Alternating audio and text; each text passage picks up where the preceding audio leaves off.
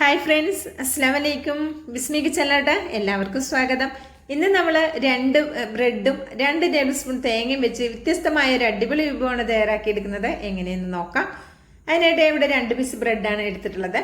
ഇനി ബ്രെഡ് നമുക്കൊന്ന് ടോസ്റ്റ് ചെയ്തെടുക്കണം. അതിനായിട്ട് ഞാനൊരു പാൻ എടുപ്പത്ത് വെച്ച് ഒരു മീഡിയം ഫ്ലെയിമിൽ വെച്ചിട്ട് ഒന്ന് ചൂടാക്കാൻ വെച്ചിട്ടുണ്ട്.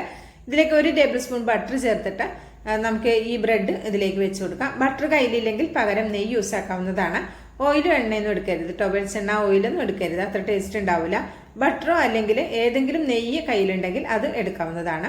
എന്നിട്ട് ഈ ബ്രെഡിൻ്റെ 2 ഭാഗവും ഒന്ന് മൊരിപ്പിച്ചെടുക്കാം. മൊരിപ്പിച്ചെടുക്കുമ്പോൾ ഒരുപാട് അങ്ങോട്ട് ക്രിസ്പി ആകാൻ നിൽക്കരുത് കേട്ടോ. ജസ്റ്റ് ഈ ബട്ടറൊക്കെ എല്ലാ ഭാഗത്തേക്കും എത്തി നന്നായിട്ടൊന്ന് ചൂടായി വന്നാൽ മാത്രം മതിയാകും. എന്നിട്ട് ഇതിവിടെ ആയിട്ടുണ്ട്. ഫ്ലെയിം ഓഫ് ആക്കി കൊടുക്കാം. എന്നിട്ട് ഇതൊന്ന് കോരി മാറ്റി വെക്കാം. നമുക്ക് ഈ ബ്രെഡ് ഒന്ന് കട്ട് ചെയ്തെടുക്കാനുള്ളതാണ്. ഇപ്പോൾ ബ്രെഡ് ഞാൻ നല്ല ചെറിയ പീസായിട്ടാണ് കട്ടാക്കി എടുക്കുന്നത് കേട്ടോ. ഇപ്പം ഞാൻ 2 ബ്രെഡ് എടുക്കുമ്പോഴാണ് എല്ലാ ചേരുവകളും പറയുന്നത്. നിങ്ങൾ ബ്രെഡ് കൂടുതൽ എടുക്കുന്നുണ്ടെങ്കിൽ എല്ലാ ചേരുവയും കൂട്ടിയെടുക്കാനും ശ്രദ്ധിക്കുക കേട്ടോ. ഈ ബ്രെഡ് ഒരു മീഡിയം വലിപ്പമുള്ള ബ്രെഡാണ്. ഒരുപാട് കുഞ്ഞു ബ്രെഡും അല്ല, എന്നാൽ ഒരുപാട് വലിയ ബ്രെഡും അല്ല. ഇപ്പോൾ കുഞ്ഞു ബ്രെഡൊക്കെയാണ് നിങ്ങൾ എടുക്കുന്നതെങ്കിൽ ഒരു 3 ബ്രെഡൊക്കെ എടുക്കുക കേട്ടോ. അപ്പോൾ ഒരു മീഡിയം വലിപ്പമുള്ള ബ്രെഡാണ് എടുക്കുന്നതെങ്കിൽ 2 എടുത്താൽ മതി. ചില ബ്രെഡ് നല്ല കട്ടിയൊക്കെ ഉള്ള ബ്രെഡായിരിക്കും, അപ്പോൾ 2 എടുത്താൽ മതി. അതുപോലെ തന്നെ ചെറിയ കുഞ്ഞു ബ്രെഡും ഉണ്ട്. അപ്പോൾ ആ ബ്രെഡാണെങ്കിൽ 3 തന്നെ എടുക്കണം കേട്ടോ. അപ്പോൾ ഇത് കട്ട് ചെയ്ത ബ്രെഡ് നമുക്ക് ഇതുപോലൊരു പാത്രത്തിലേക്ക് ഇട്ട് കൊടുക്കാം. വീഡിയോ ഇഷ്ടമാണെങ്കിൽ തീർച്ചയായിട്ടും കാണുമ്പോൾ തന്നെ ഒരു ലൈക്ക് തന്ന് സപ്പോർട്ട് ചെയ്യാൻ ആരും മറക്കരുതേ. അപ്പോൾ കുറച്ച് ബദാം എടുത്തിട്ടുണ്ട്. ഒരു 10-12 ബദാമോളം എടുത്തിട്ടുണ്ട്. അതുപോലെ തന്നെ കുറച്ച് കാഷ്നട്ടും എടുത്തിട്ടുണ്ട്. പിന്നെ നമുക്ക് ഇതിലേക്ക് കുറച്ച് കിസ്മിസും കൂടി ആവശ്യമാണ്. അപ്പോൾ ഇതിൻ്റെ ഒന്നും അളവ് കറക്റ്റായിട്ട് ഒരളവൊന്നുമില്ല. നമ്മുടെ കയ്യിൽ എത്രയാണോ ഉള്ളത് അതിനനുസരിച്ച് കൂടുതൽ എടുത്താൽ കൂടുതൽ ടേസ്റ്റ് ഉണ്ടാവും. കുറച്ച് ഉള്ളെങ്കിൽ കുറച്ച് മാത്രം ചേർത്താൽ മതി.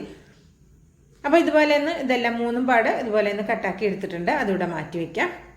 ഇനി ഞാനിവിടെ നേരത്തെ നമ്മൾ ബ്രെഡൊക്കെ ഒന്ന് ടോസ്റ്റ് ചെയ്തെടുത്ത പാനിലെ ആ പാനിലേക്ക് തന്നെയാണ് നമ്മൾ കട്ടാക്കി വെച്ചിട്ടുള്ള നട്ട്സൊക്കെ ചേർത്ത് കൊടുക്കുന്നത്. എന്നിട്ട് ഹൈ ഫ്ലെയിമിൽ വെച്ചിട്ട് നമുക്കിതൊന്ന് മൂപ്പിച്ചെടുക്കാം. ഇതിലേക്ക് നമ്മൾ ഇനി ബട്ടറൊന്നും ചേർത്ത് കൊടുക്കേണ്ട ആവശ്യമില്ല. അല്ലെങ്കിൽ നെയ്യാണ് നിങ്ങൾ ഉപയോഗിക്കുന്നതെങ്കിൽ നെയ്യ് ചേർത്ത് കൊടുക്കേണ്ട ആവശ്യമില്ല. ആദ്യം നമ്മൾ ഈ ബ്രെഡ് ഒന്ന് ടോസ്റ്റ് ചെയ്തതിൽ കുറച്ചൊക്കെ ബട്ടർ അവിടെ ഇവിടെ ഉണ്ട്, അത്ര മതി. ഇതിപ്പോൾ ഒന്ന് മൂത്ത് വന്നിട്ടുണ്ട്. കരിഞ്ഞു പോവുകയും പുകഞ്ഞു പോവുകയും ചെയ്യരുത്, പ്രത്യേകം ശ്രദ്ധിക്കുക. ഒന്ന് നന്നായിട്ടൊന്ന് ചൂടായി വന്നു കഴിഞ്ഞാൽ ഫ്ലെയിം ഓഫ് ആക്കിയിട്ട് ഒരു പാത്രത്തിലേക്ക് ഇട്ട് കൊടുത്തിട്ടുണ്ട്. അതവിടെ മാറ്റി വയ്ക്കാം. ഇനി ഞാൻ 250 ml കപ്പിൽ 1.5 കപ്പ് പാലാണ് എടുക്കുന്നത്.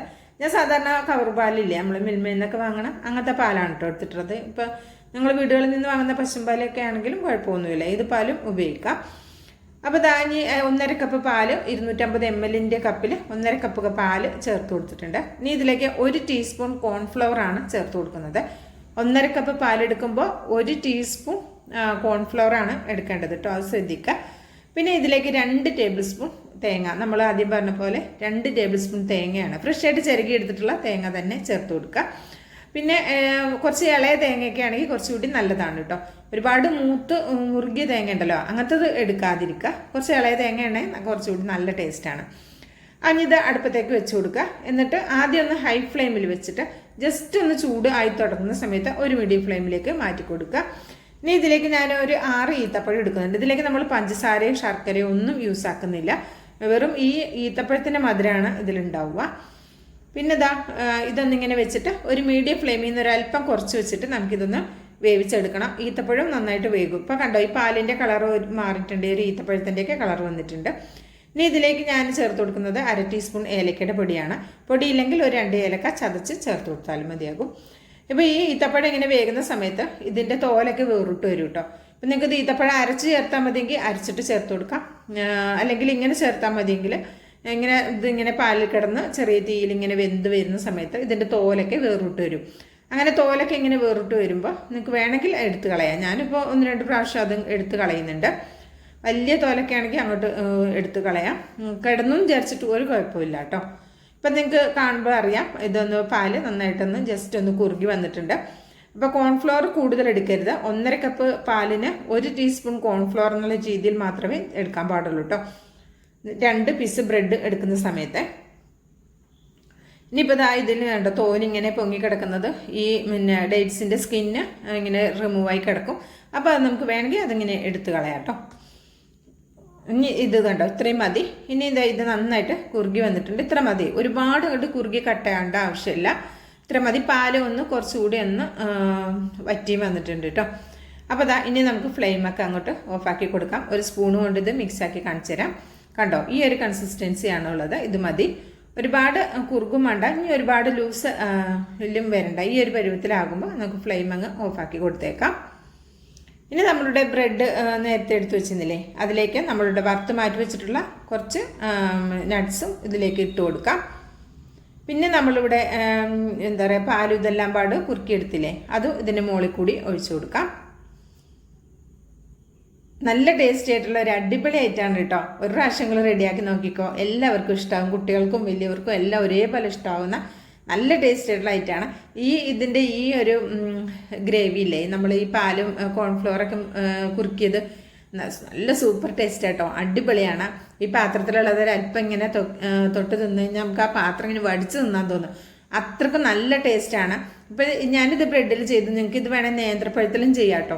ബ്രെഡ് കയ്യിലില്ലെങ്കിൽ നേന്ത്രപ്പഴമൊക്കെ കയ്യിലുണ്ടെങ്കിൽ നല്ല കുഞ്ഞ് പീസാക്കി കട്ടാക്കിയിട്ട് ഒന്ന് നെയ്യിലൊന്ന് വറുത്തിട്ട് ഇതേപോലെ ഈ പ്രോസസ്സ് ഇങ്ങനെ ചെയ്താൽ മതി. നല്ല സൂപ്പർ ടേസ്റ്റാണ്. ഇത് നമുക്ക് കട്ട് ചെയ്ത് കഴിക്കുന്ന പരുവത്തിലൊന്നുമല്ല, ഇത് നമുക്ക് ശരിക്കും സ്പൂൺ കൊണ്ട് കോരി കഴിക്കുന്ന പരുവത്തിലാണ് ഉണ്ടാവുക കേട്ടോ. നല്ല സൂപ്പർ ടേസ്റ്റാണ്. ഒരു പ്രാവശ്യം റെഡിയാക്കി നോക്കിക്കോ, എല്ലാവർക്കും ഇഷ്ടമാകും. ഇങ്ങനെ ആരെങ്കിലും റെഡിയാക്കി നോക്കിയിട്ടുണ്ടെങ്കിൽ തീർച്ചയായിട്ടും അഭിപ്രായം അറിയിക്കാനും മറക്കരുത്. ഇനി ഇതിൻ്റെ മുകളിലേക്ക് നമുക്ക് ബാക്കിയുള്ള നട്ട്സ് ഇതിൻ്റെ മുകളിൽ കൂടി ഇട്ട് കൊടുക്കാം. ഇത്രയും നട്ട്സ് ചേർക്കണമെന്നൊന്നും ഇല്ല കേട്ടോ. നിങ്ങളുടെ കയ്യിൽ ഉള്ളതിനനുസരിച്ച് കുറച്ചുള്ളെങ്കിൽ കുറച്ച് ചേർത്താലും മതി. ഇനിയിപ്പോൾ എന്താ പറയുക, പീനട്ട് ക്രഷാക്കി വേണമെങ്കിൽ ചേർക്കാം. അതുപോലെ തന്നെ പിസ്തയൊക്കെ ഉണ്ടെങ്കിൽ അത് ചേർക്കാം. കയ്യിലുള്ളത് ഏതാണോ അത് ചേർക്കാം. നല്ല ടേസ്റ്റാണ്. ഇത് നല്ല തണുപ്പിച്ച് കഴിക്കാനും നല്ല ടേസ്റ്റാണ്. ചെറിയ ചൂടോടെ കോരി കഴിക്കാനും നല്ല ടേസ്റ്റാണ്. കുട്ടികൾ സ്കൂളിൽ വരുന്ന സമയത്തൊക്കെ കൊടുക്കാം. ഇനി വേണമെങ്കിൽ ബ്രേക്ക്ഫാസ്റ്റ് ആയിട്ട്, കുട്ടികൾ രാവിലെ ഒന്നും അധികം ഭക്ഷണമൊന്നും കഴിക്കാതെ പോകുന്ന കുട്ടികളായിരിക്കും അധികം. അപ്പോൾ അവർക്ക് ബ്രേക്ക്ഫാസ്റ്റ് ആയിട്ട് വേണമെങ്കിലും ഇങ്ങനെ കൊടുക്കാവുന്നതാണ്. നല്ല ടേസ്റ്റാണ്, പഞ്ചസാരയൊന്നും ചേർക്കാതെ നല്ല ഹെൽത്തി ആയിട്ടുള്ള ഒരു ഐറ്റമാണ്. വീഡിയോ ഇഷ്ടമാകുകയാണെങ്കിൽ കാണുമ്പോൾ തന്നെ ലൈക്ക് ചെയ്യാനും മറക്കരുത് കേട്ടോ. നല്ല സൂപ്പർ ടേസ്റ്റാണ് കേട്ടോ. ഇത് ഒരു പ്രാവശ്യം റെഡിയാക്കി നോക്കും, എല്ലാവർക്കും ഇഷ്ടമാകും. നല്ല ടേസ്റ്റാണ്, അതാണ് ഞാൻ സൂപ്പർ ടേസ്റ്റാണെന്ന് പറയുന്നത് കേട്ടോ.